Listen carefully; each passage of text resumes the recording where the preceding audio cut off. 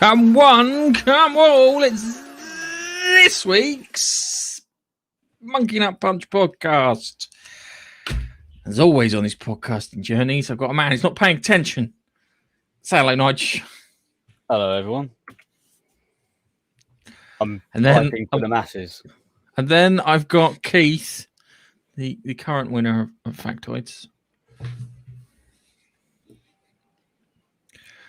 He's wearing a Covaction dronography t-shirt, which I find amazing, considering Chuck wears your t-shirt everywhere he does a vlog, and then there's you, who's like... And the problem is it's white, and I tend to get things dirty, but I have another one which is yellow, which I can nearly fit into. Still looks a bit like a sock on me at the moment, but it's getting there. And that's yellow, so I should be wearing that when I'm cycling, because, you know, yellow. Okay, that's usually preserved for the front of the pack, not the second to last of the pack. Not second to the last, I have you know. Not second to the last. I'm no longer the fat lad at the back. So certainly at this place I go to today. Not quite. Anyway. Okay. Anyway, I'm going to start with a question of what you've been watching. What have I been watching? I don't think I've been watching. Have I watched anything of interest? I don't know. I don't think I have seen anything this week, really. Did I watch any movies? I did watch a movie. What did I watch? Ask Nigel, come back to me. I've got to rejig my memory. You've caught me out. Nigel, what have you been watching? Watched a movie and a TV series. The movie was Jungle Cruise. Disney Plus, you know, had some family over barbecue, blah blah blah. Watched it, decent enough, and we noticed that the TV series Ghosts is back. It's a comedy series. Yeah, Ghosts. I think it's either Ghost or Ghosts. It's a comedy series, 6-part. Lady inherits house is old, big mansion, loads of grounds, etc. Has a near-death experience, falls out a window, mainly because one of the ghosts who lives there was like, I don't want this person living in my house, and pushes her a little bit as she's leaning out a window trying to get something. Has a near-death experience, then can suddenly see and talk to all the ghosts that are in the house. Freaks her out at first, but eventually, you know, it's all right. But it's a comedy, so it's not meant to be scary or anything like that. And it's the 3rd season, and it's just been released on iPlayer. I know it's BBC, however, we like it as a family. So that might explain why I haven't seen it. Probably. But it's decent enough, you know. You've just reminded me, there is a thing called Vigil that's just come out on the BBC, and the first 2 episodes were actually surprisingly good. They were. Yeah, I've seen the first 2. Next one's tonight. Yeah. And that, I mean, the production value on that was surprisingly good as well, considering. It's basically a murder mystery set on a Vanguard submarine. So one of the Trident carrying subs, but they've got full sets, and the sets are pretty good. And it's got what's his face out of Line of Duty, but yeah, not very much of him. Well, yes and no. The whole trailer for it, they were showing him going, here he is, and then but it's one of these. It's one of these subverting expectations that was actually quite good.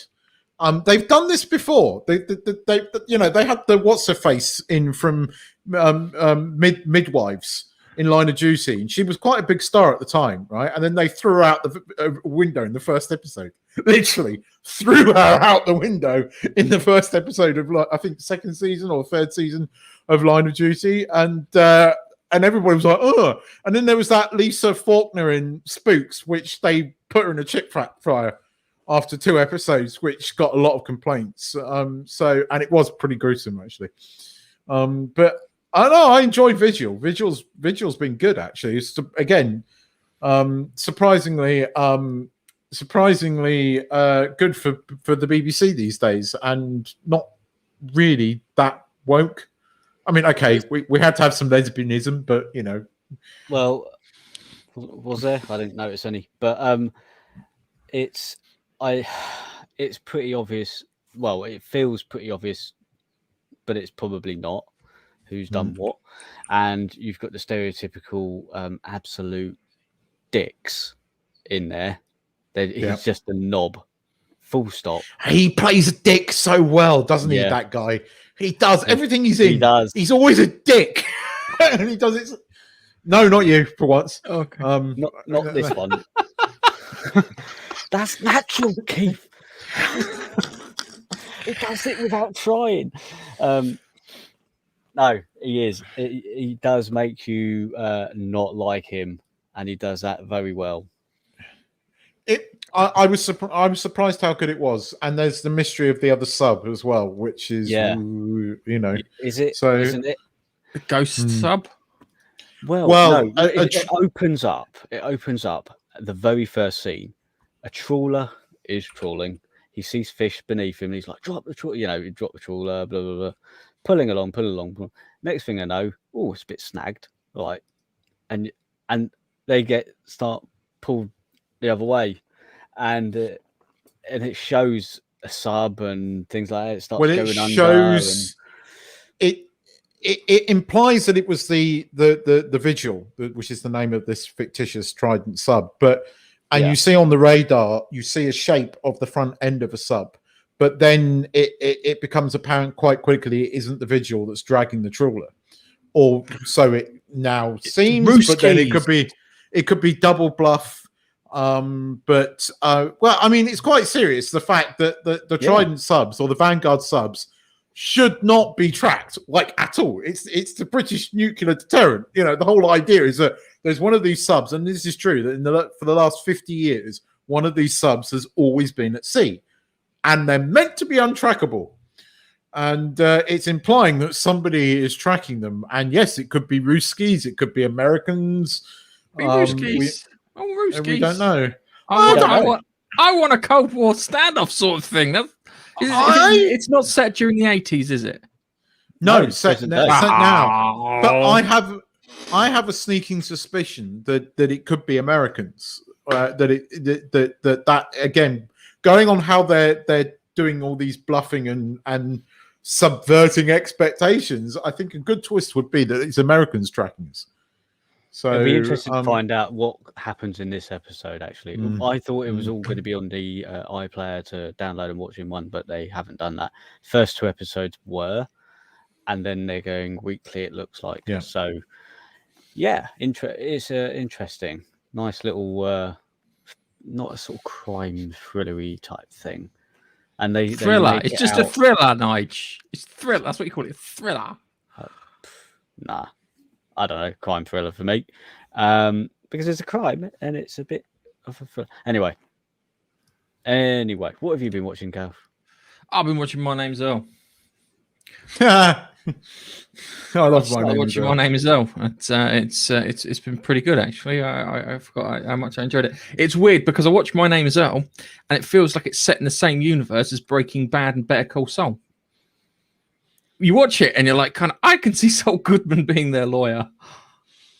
It is. It was one of those things that kind of cropped up in my head when we were watching it.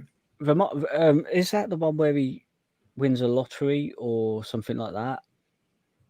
It's the one where it's the one where he has the list. He wins some money on a scratch card and then gets hit by a car shortly after. And then he thinks that's because he's done all the bad things in his life that he's been hit by that, and karma is there. So if he starts readdressing the balance, everything starts working out. He discovers karma. The guy that plays his brother has lost. I mean, he used to be a lot bigger than what he was in My Name as Earl. He could fight and beat Jason Momoa. Yeah, I'm not joking when I say that. He was the dude he was so fat. He was the guy in Mallrats who was staring at the magic. You know, I can't remember what you call them. Those staring posters where a 3D image appears. Magic eye posters. The whole joke is he's there throughout the whole of Mallrats movie, staring at this thing and can't see it, and everybody else that comes past it goes, "Oh, look at the pretty thing," and then he loses his shit at the end of the film. It's quite a funny sort of subplot. But he was huge there. He lost a lot of weight for My Name Is Earl, but he was still quite a beefy guy. But now you see him, and he's like fucking beefcake to his hand. Yeah, here you go. Here you go, Nige. Oh wow, is that his transformation? Yeah. Yeah, definitely a beard suits him. Fuck, looks like he could take on anyone. Yeah. He said that I think it was he did an interview with a guy called Tim Pool, and in the interview he was saying that his agent said that him losing weight was a bad idea because he was always cast as a funny fat bloke. But he was like, no, I've had enough. I'm gonna work on it. And he's like a fucking beast now. I think is the best way of describing him. Yeah, he's got that sort of look about him that, yeah, he's like a bearded rock, isn't he? Dude, yeah. As I said, he could actually probably take on Jason Momoa and sort him out, which I found funny because my wife we were watching it and I was like, "Have you seen what he looks like now?" He goes, "No," and I showed him that picture and he went, "Fuck, he's huge, absolutely huge." Yeah, no, that's I found that fascinating that they did that. So it's a good what do you call it? A good kind of inspirational story to say, you can get your shit together. And if you work on it, you can lose weight and get fit, which yeah. Anyway, shall we talk about Disney's Marvel's What If? Because for the last 2 episodes, they actually understand what if. And I actually watched what if episodes rather than, we'll just swap Matey over with Matey and then, that's a whole new story. I'm hoping the rest of the season goes on like this.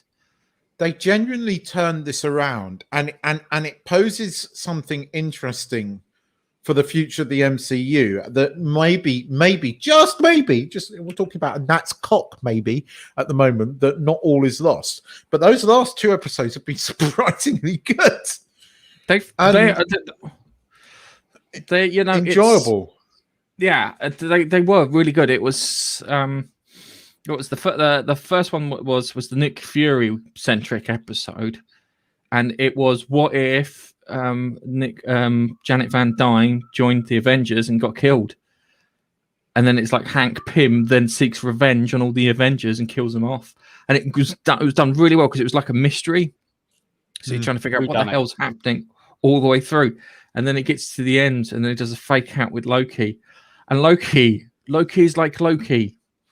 Like Loki should be. Yeah. Like he's clever, he's devious, he's hard as nails. And then it was like, what if Thor, and then one of the questions is what if Thor's not around to keep Loki in check? What does he do? He takes out the bloody planet. Double what if. That was fabulous. And then they had the what if Stephen Strange got his girlfriend killed rather than losing his hands in his car crash, and then he kept on just trying to go back. The current Sorcerer Supreme split him into 2, so let one version of him go off and explore that, and the other version of him be happy with that, and then work its way through. That's how what if stories work. The first 2 were utter shit, and these 2 were good. They weren't perfect because I think that the Stephen Strange thing should have had a conversation with the with either the Watcher or the Sorcerer Supreme and tell him, there is one way out of this, and it's like you're never together. That's your way out. You forfeit your relationship, and she stays alive. But I don't think he would have done that based on his character at the time. I do find it interesting that he had a conversation with the Watcher, and the fact that it's Jeffrey What's-His-Face playing the Watcher, I think we're going to see the Watcher turn up in some movies. And I think that's going to be the link, because they've cast quite a well-known actor now as the Watcher, and I loved the fact that he had that conversation with the Watcher. I thought that was all telling. Just gauge your I'll gauge Nigel as the normie. That first of the 2 episodes, did you notice anything about Coulson? Because I just want to know if you noticed anything about Coulson. No. Gareth, did you notice anything about Coulson? Yeah. Don't play into it. Did you notice anything? If you didn't know about all the crap, would you believe all the crap? It wasn't the first set of comments. It was the second set of comments. Yeah. The first set of comments, it could have been put off as a joke. Yeah. He's got amazing hair and smells nice. Yeah. And then there was a second set of comments. I can't remember how they went now. Well, you said the first and second episode, though. No, this is the Nick Fury Ant-Man. Yeah, okay. So the third episode. That's why you threw me off. Yeah. Sorry, I thought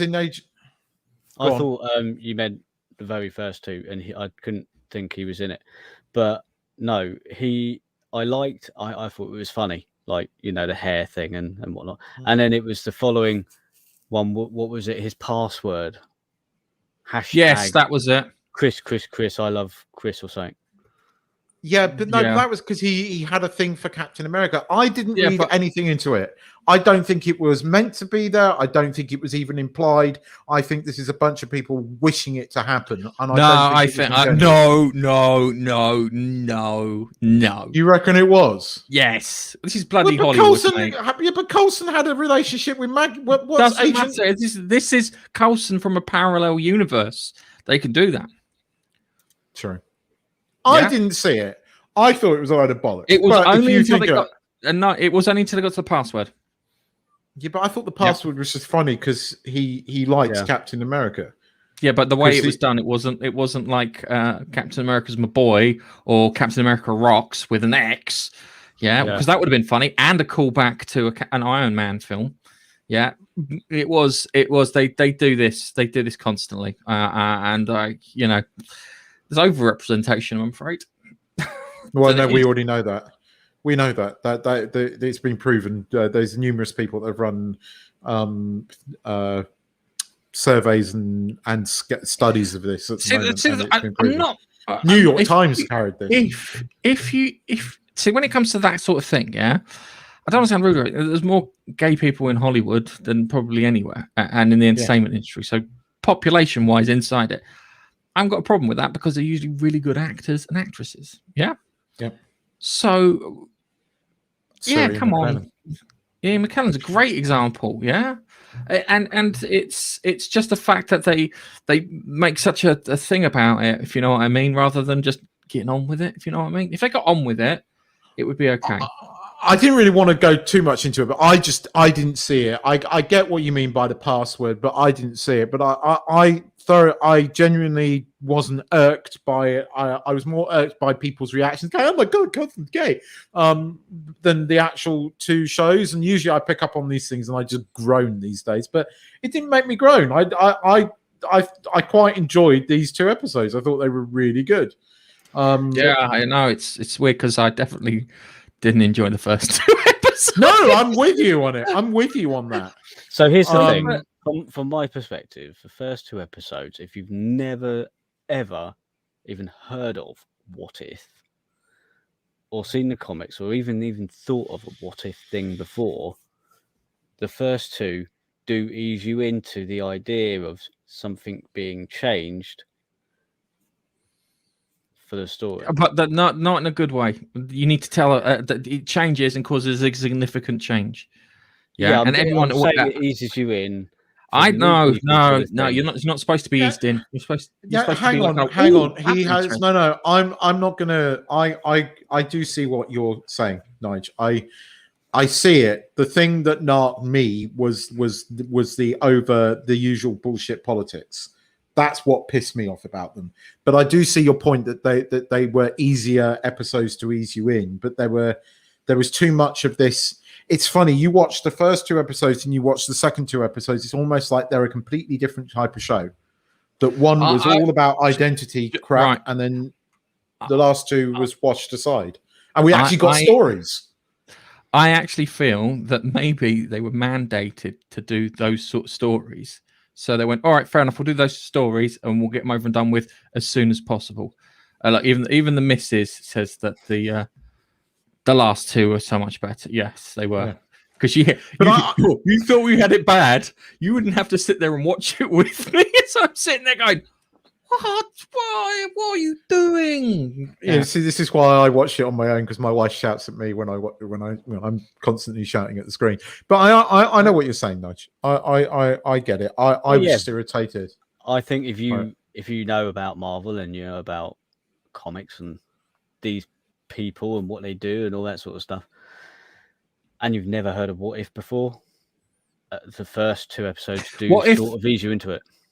What If isn't a comic thing? It's a science fiction thing. Well, exactly. I know. No, it's a science fiction thing. It's been around for ages. I think it was probably late 19th century. What If kind of came in, where they started playing around with ideas. These programs were the first ever I've seen them. So I don't know. It eased me into the idea. You have seen a What If. It made it easier for me to watch with the kids and explain to them about What If and what they're doing. They're twisting it around, so it's not a normal story, and they're changing certain bits to see how it plays. And it made it easier for me to explain that to the kids, so it's easier to watch. You have seen, I see your point. You have seen a What If style story before in science fiction. You saw it in the what's his face? Oh, my brain.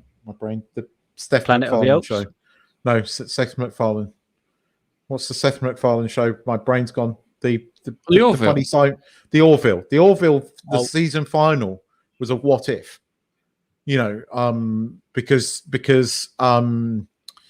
she goes back in time and changes the past, so they're all in different roles, and the robots have taken over and killed everyone. And that final episode of season 2 was a What If episode.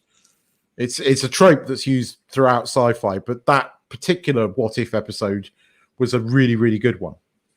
Well, as you know, I don't watch that much sci-fi. You watched Orville. That's what I'm saying. You said that's what I'm saying. That's what I'm saying. Remember it.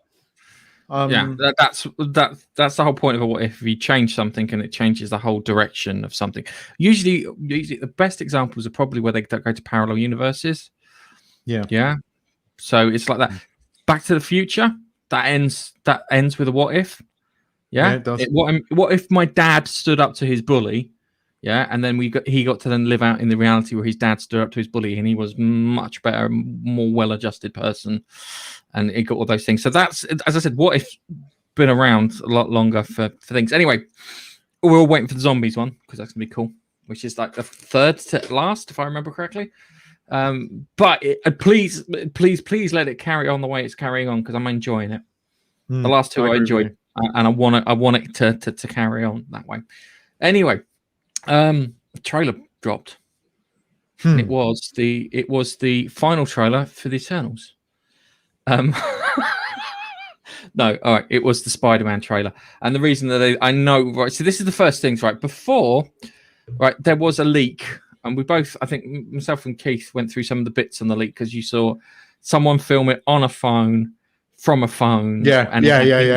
It was terrible, and I missed out something quite vital that I then saw in the trailer. That went, I did not know that. Hang on a second. There's a chance. I genuinely. Hang on. Hold on, Keith. There's a chance that you couldn't see it properly, and that's why you missed it. So don't beat yourself up over it. But I genuinely did not know that William Dafoe was going to be in it. I genuinely did not know that bit of information, and that was a very, very nice surprise. Yeah. So here's the trailer. We're going to talk about. We'll talk about the trailer, and then we'll talk about why the trailer. I reckon why the trailer dropped.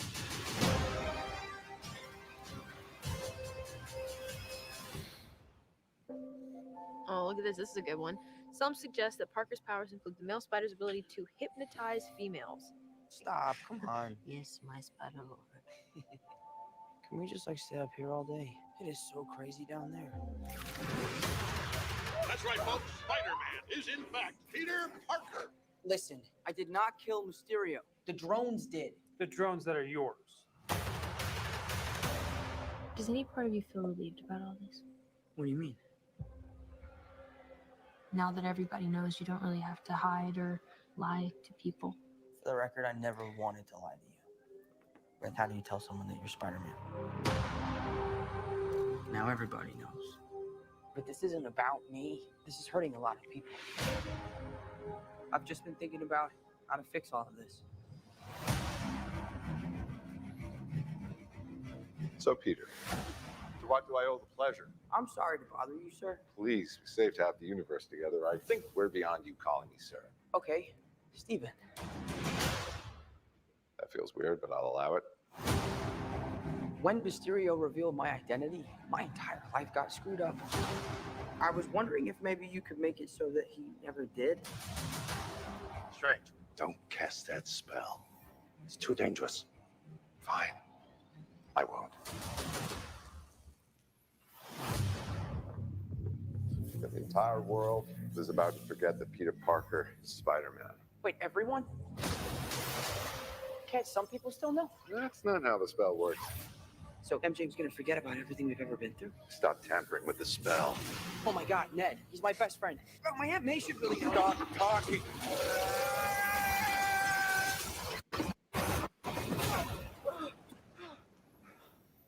What just happened?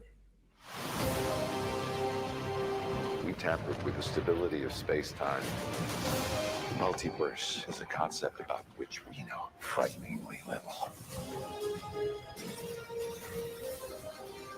The problem is you trying to live two different lives. The longer you do it, the more dangerous it becomes.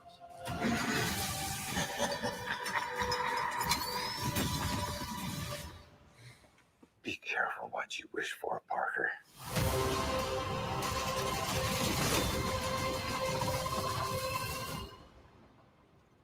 Hello, Peter.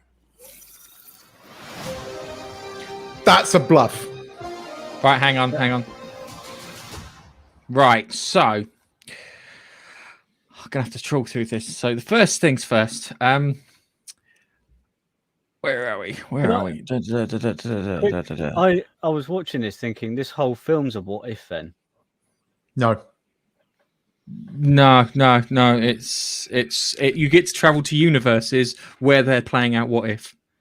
Yeah. So when they go, so this stays in the main time frame, and then they drop over into universes where what if Doc Ock beat Spider-Man? What if Green Goblin beat Spider-Man?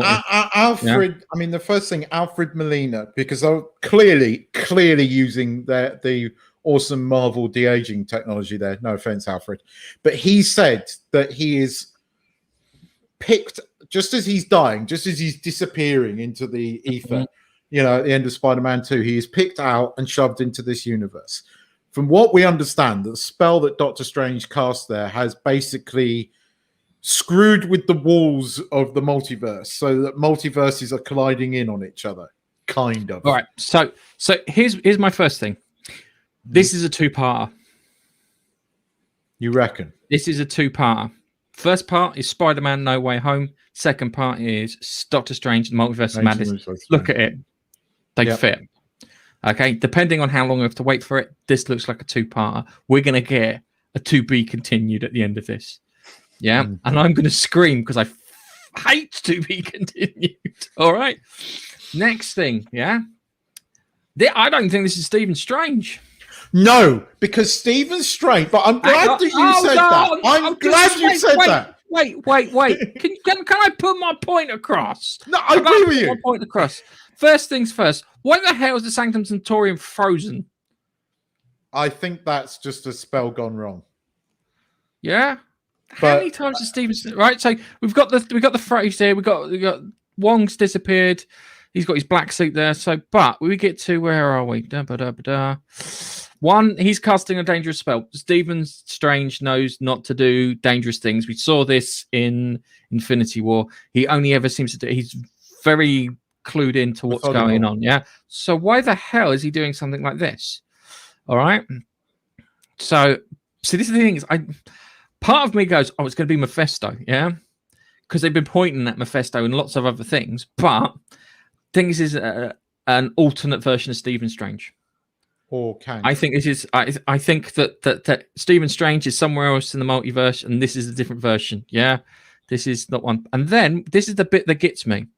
We get to the bit with the train. Where's the bit with the train? They're on the train. Or it could be Wanda. Right. Hang on a second. Hold on a second. You see this bit here? Yeah. Does it look like they're fighting? Yes. It looks like he's fighting Stephen Strange. Yep. Now, this could be a fake out. Yeah, this could be a fake out. This, you're right. It could be Wanda. It could be someone else. Stephen Strange. There's something wrong with Stephen Strange.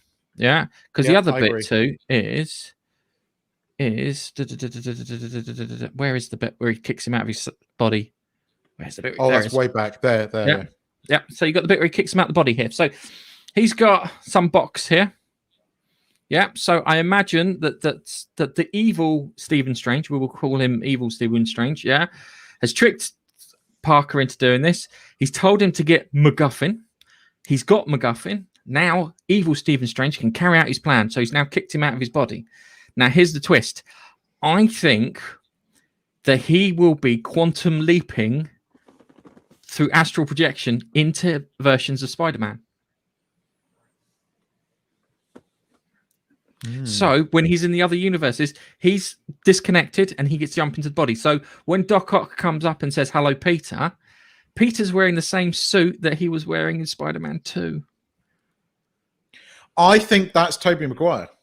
I think he is directly addressing Tobey Maguire, because based upon what Alfred Molina said, right, he doesn't know that's Peter Parker. So when he says "Hello, Peter," that is a familiar "Hello, Peter," because right? he's quantum leaped into his body. Yeah. Possibly. I think that's Peter in his regular costume there. Yeah. Well, that's Peter in the Iron. No, costume. I think that stuff's faked out. I think that bit's faked out. I do think we're going to see. I'm 95% sure that we're going to get cameos from both Tobey Maguire and Andrew Garfield in this, and that's going to be awesome. Well, you saw in this. I don't know if it was just before this bit, but little Green Goblin grenade thingy. Yes. So we knew. Well, we got Doc Ock. We knew we were getting that. We know that we're getting Jamie Foxx's Electro in this. And now we know that we're getting William Dafoe's Green Goblin, because just hopefully not the Power Rangers version of him. But the rumor is that they've updated the costume slightly, although Doc Ock's costume is exactly the same. But apparently there's nothing wrong with Doc Ock. You didn't need to change. No, you didn't need to change Doc Ock. Here's the next thing, Gareth. We know that Sony has had a boner for the Sinister Six since like fucking Andrew Garfield's Spider-Man. Yes, we've got 3 confirmed villains from the Sinister Six. We know that Venom is around. Do you reckon we're going to get Venom in this? Do you think we're going to see a full-on freaking multiverse? I think you're going to get him in the tease at the end. I don't think you're going to get him in the film. I think you're going to get him in. Well, there's that black goo that we see, but some people are saying that could have been a symbiote. Where's the black goo? Can you remember where the black goo is? It's around somewhere. I can't remember, but there is black goo. There is a shot where there's kind of like it's black something. It looks like goo, but it could also be the spell doing something. It's after the spell is cast, I think. I just can't remember where it is. But I don't think it is Venom, but this kind of. Are you talking about the bit where he's running around in the black suit? No, although there's a bit where he's in a can. That's not his what's its face suit Monkey from Spider-Man 2. It's not Spider Monkey suit. Isn't that Spider Monkey? All right, hang on a second. So I mean, we could, in theory, get Miles Morales in this. They could bring in Miles Morales because Spider-Verse. Yeah. So, and we know that a version of Miles is in existence because we saw his uncle. So, hang on a second. Mm-hmm. Sorry, I'm just having a look at this one here, and it's like, sorry, I thought that might have been Eddie's place, but it's New York. It's not a thingy, so it's not going to. I think they are hiding some things in this trailer in plain sight. I genuinely do. But I love the fact that we're getting William Dafoe's Goblin back. Just please update the costume so that it isn't. I mean, I've seen a screenshot of him, and Electro is back to being Jamie Foxx, not all blue and everything. So, and Defoe's costume is so then maybe they'll be picking him out of moments in time, but we need to get a better Goblin costume. You need to allow. You need to see his face. Hang on, hold on a second. All you need to do with William Dafoe is paint his face fucking green. He looks like the Goblin already. Exactly. But when I heard that laugh in the full trailer, I went yes, like that, because I was watching it on the big TV. And my wife's going, "What? What?" It's the Goblin. It's the fucking Goblin. It's the original Goblin. And then Doc Ock comes out and he's like, "Hello, Peter." I was like, "Ah."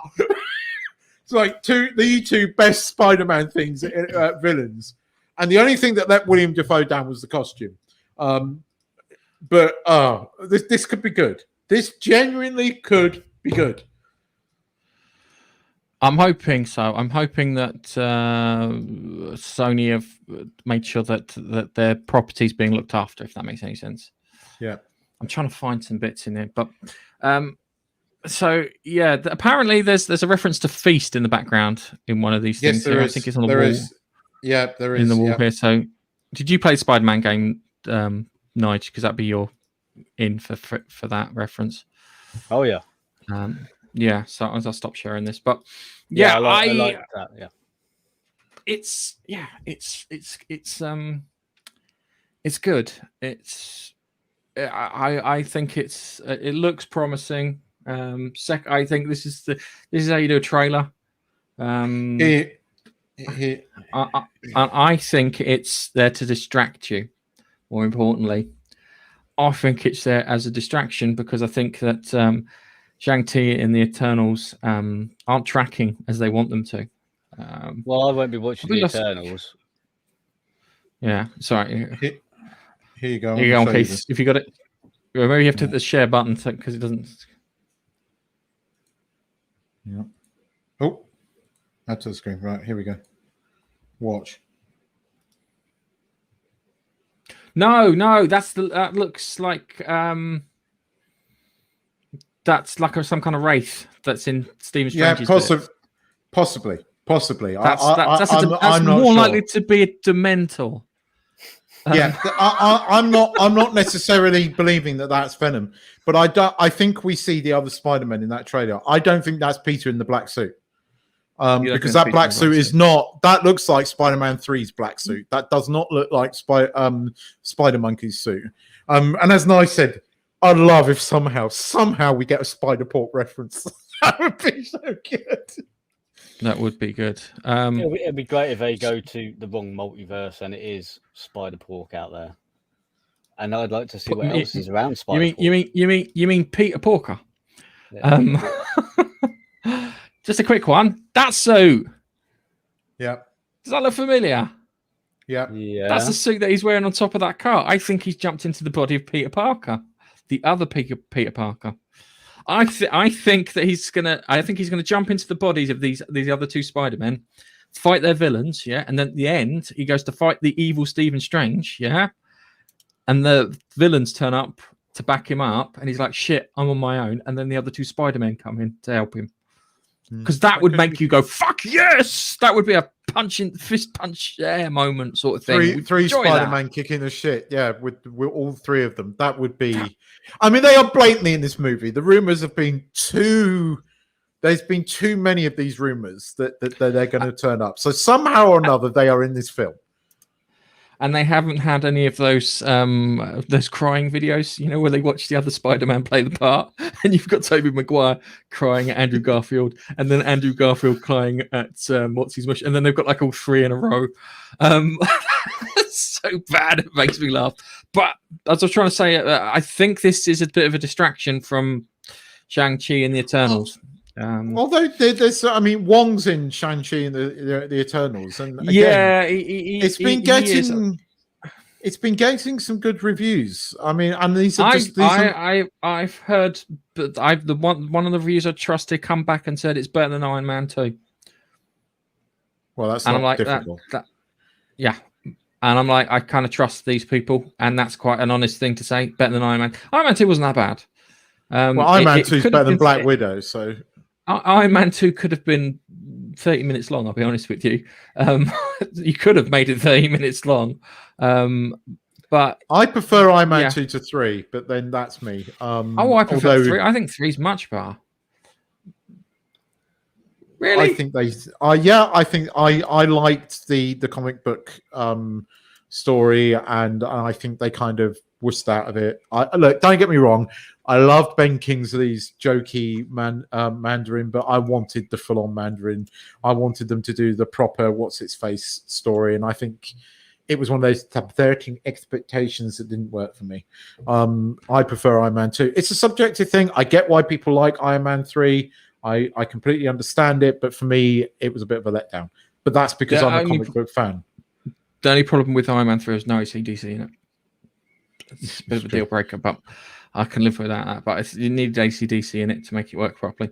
Yeah, but I think this is a distraction because I think that Shang-Chi's not going the way they want it to. I think it'll do slightly better than Black Widow, but slightly better than Black Widow isn't very good.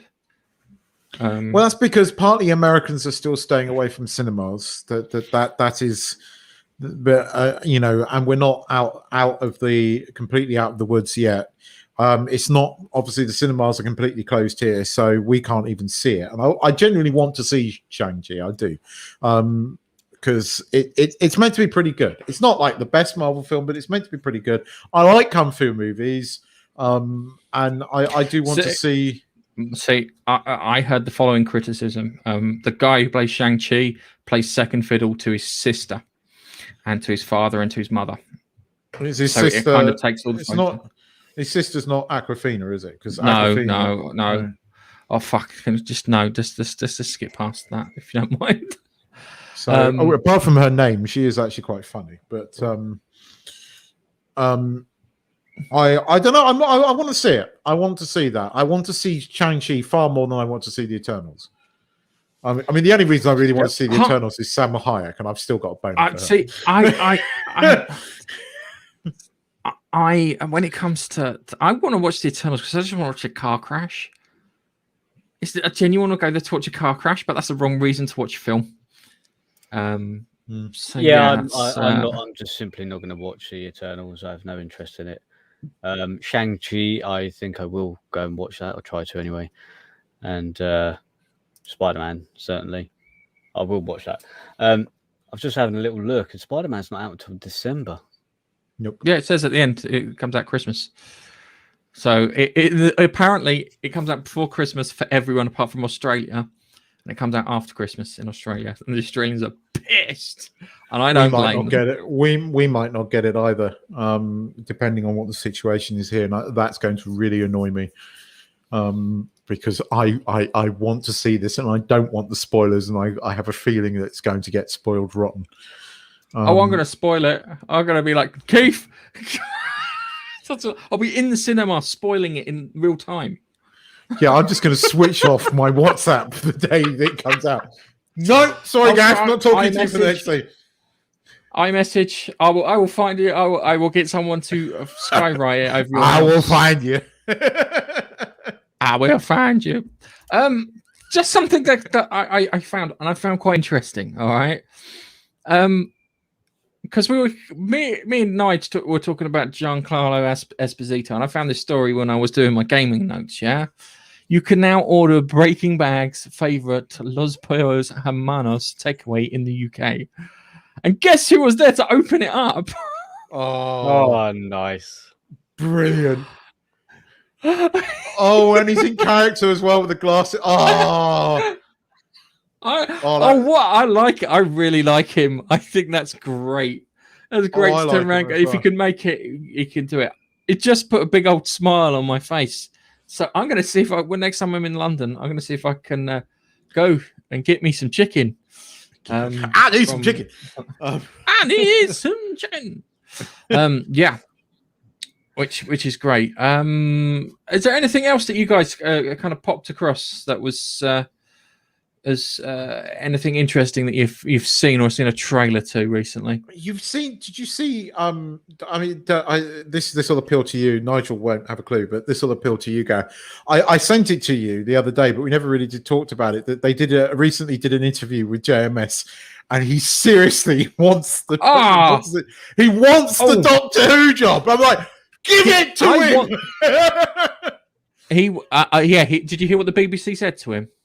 No, I was fucking ashamed. Did you not get the follow up? No, because the BBC said once we've gone through our processes and this, that, and the other, we may consider you. So let's get this right. This guy has written several TV series that have been highly acclaimed. He has written films that have been highly acclaimed. Seen The Changeling, for example. Yeah, he has written comic books. He has written books. He has written more stuff than anyone that they could probably pick from. The only people that he could probably be better than him is probably Stephen freaking Moffat and Russell T Davies. And Keith is dirt-faced for a second there. And they turned around and went, no. Now, I can understand Stephen King's lad not getting the job because he's not got that much under his belt. JMS has one TV series under his belt that is signed. No, 2 TV series. No, 3. 4 TV series. 4 under his belt. Yeah? That he did. And and the other thing, he came there with a plan. He didn't turn up and say, no, I'm going to do this. It wasn't the fact that they went through his plan. What they should have done is they should have gone through his plan and turned around and go, we can't afford that. Can't afford that. Definitely can't afford that. Yeah? So if you can rewrite these bits from here, yeah, come back, and then we'll figure out how to make it a bit more British. Yeah, we'll consider it. No. Fucking hell. Interestingly, I've seen numerous stories popping up recently, and I don't trust the source because it's that idiot that runs BBC Drama who's a plonker. But they are saying that the next season of Doctor Who is going to be completely different. But the next one that's coming up. Yeah. Yeah, it's going to complete. No, as in the show is going to change after the Chin Balls era. But the show is going in a different. Hang on a second. This is the question. In what way is it going to be different? Is it still going to carry the identity politics of Doctor Who's? Call me a cynic. I don't think it is, because whether this Pratt who says wokeness is great in the BBC likes it or not, Doctor Who was one of the best-selling programs worldwide. It was one of the BBC's top franchises, and I mean, I maintain this, that I went into I've forgotten the name of that bookstore in New York City, and it was just wall-to-wall action figures of Doctor Who. And this was when Matt Smith was, when it was Matt Smith's Doctor, and I was just, it almost brought a tear to my eye, seeing that this obscure British sci-fi program that I've been watching all of my life is suddenly worldwide and big and huge. And ever since Chin Balls, the Americans are just not interested in it. It's just done nothing. And BBC America are needing money. So the fact that they're putting these things out, they're spinning. And I think it's to get the viewing back. They know that this season of Doctor Who isn't going to do very well. They know that it's not popular. They know that the Doctor was a black little girl. It has gone down about as well as a lead balloon. I've told you how to get out of that, haven't I? Oh, and I think they're going to. I genuinely think they're going to do it. There's just something to these stories, the way they're putting them out. It's almost like that. Don't worry, Doctor Who's going to go back to normal. So one, I think they're going to cast a bloke. I don't think they're going to cast a gay guy and make him gay, because if they do that, that is the final dagger in Doctor Who. Now that's not an anti-homophobic thing. He's an existing character.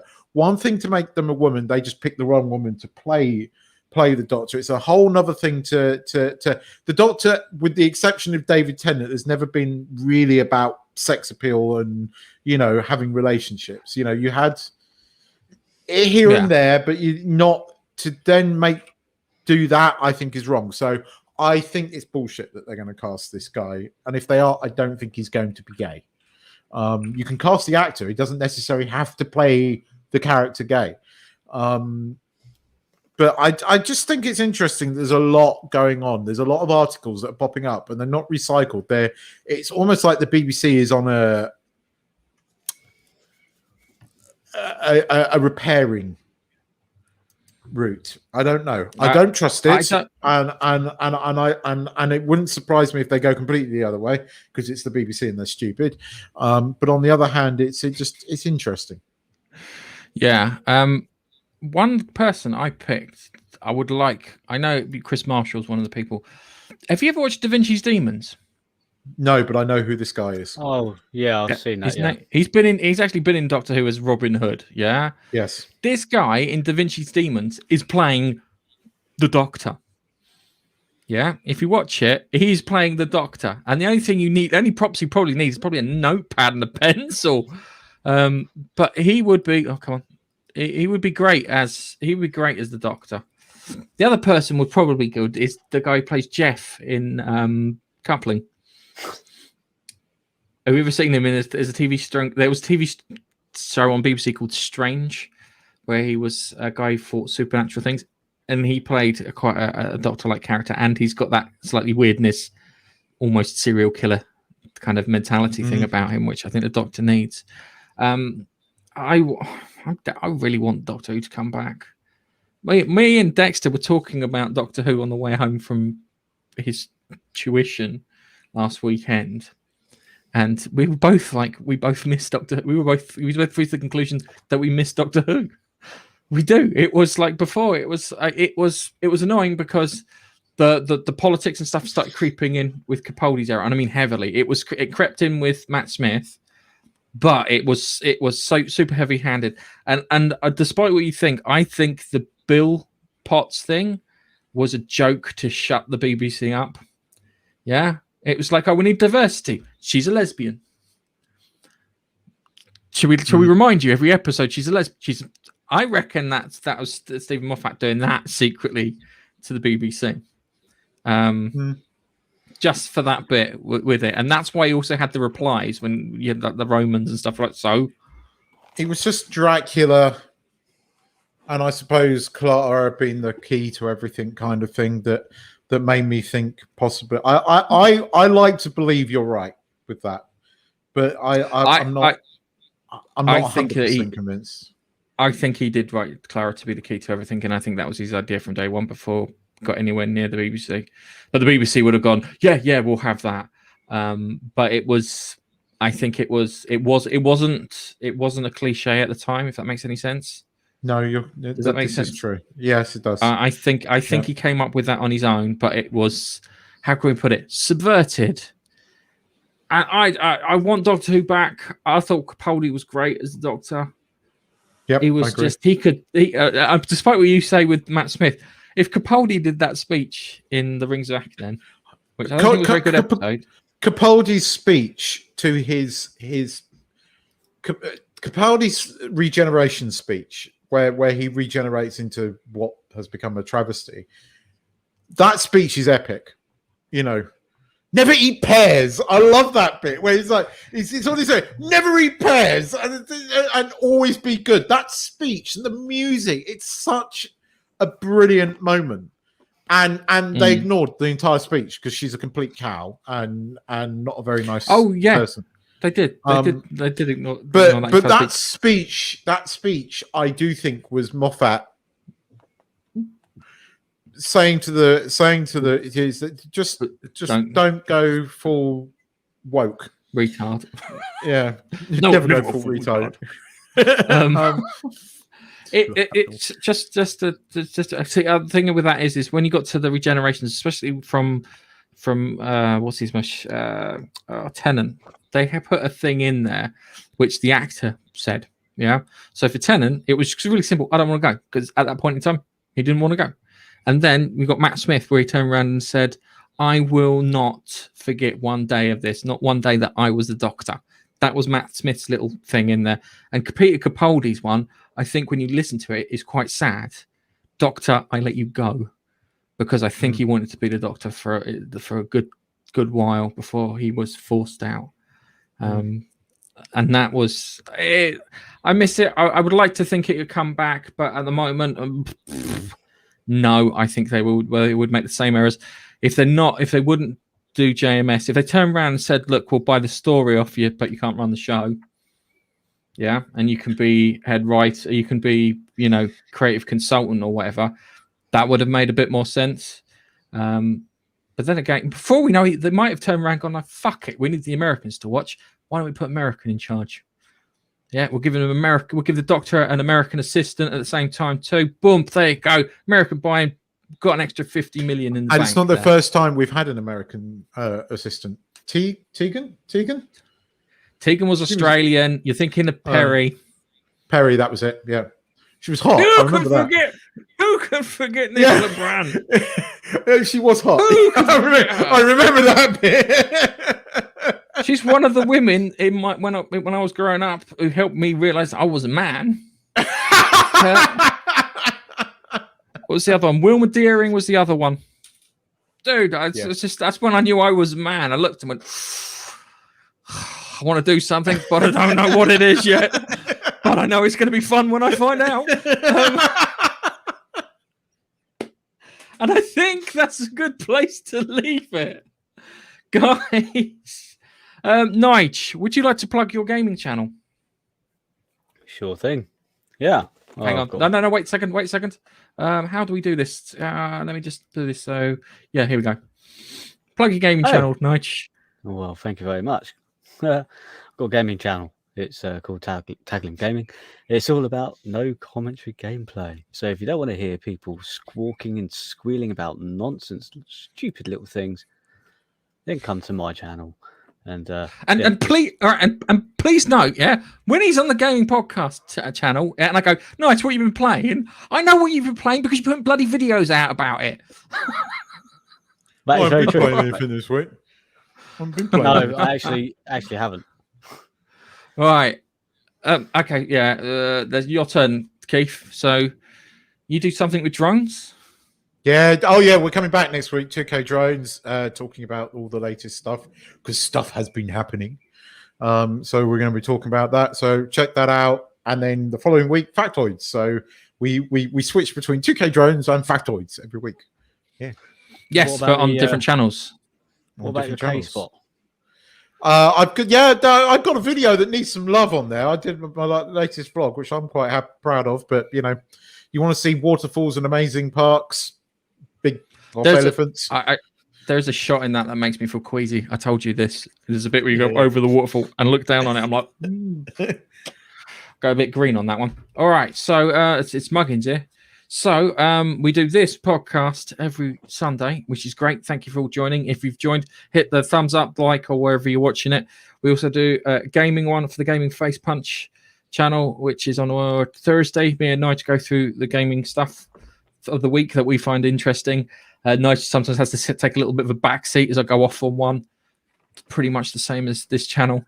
And also, I'm the creator. I'm the creator, like Davros and the Daleks, of Factoids. Now, Factoids aren't little evil pepper pots trying to destroy the universe. It's a game. It's a quiz com with me and Keith, and we've had great fun doing it. And he might be the creator, but he's not the winner.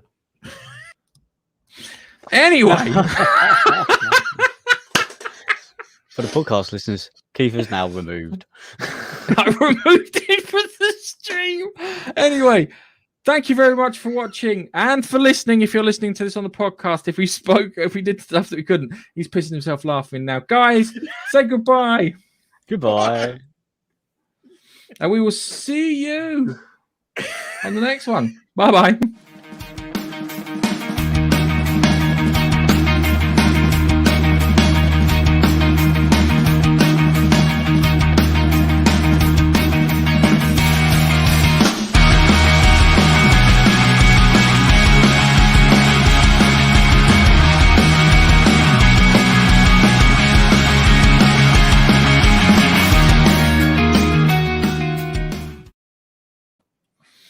Oh, yeah, Keith, when you do your droning next, I'm going to help out and you're going to have a proper show. All right?